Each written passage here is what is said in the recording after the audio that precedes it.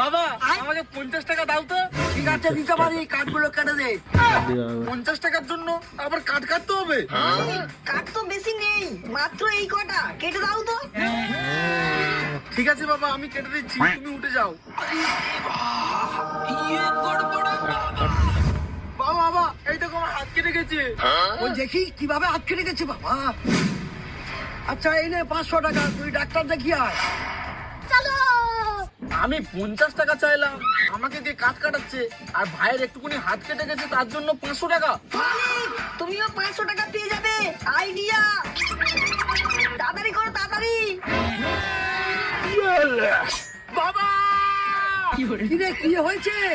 বাবা কাট কাটতে গিয়ে হাত কেটে গেছে। ওই দেখি এইটুকু কেটে গেছে, তার জন্য হাঁ করে কাঁদতেছি। তাড়াতাড়ি সাইডে যা, হালকা করে মুছে দিলে ঠিক হয়ে যাবে।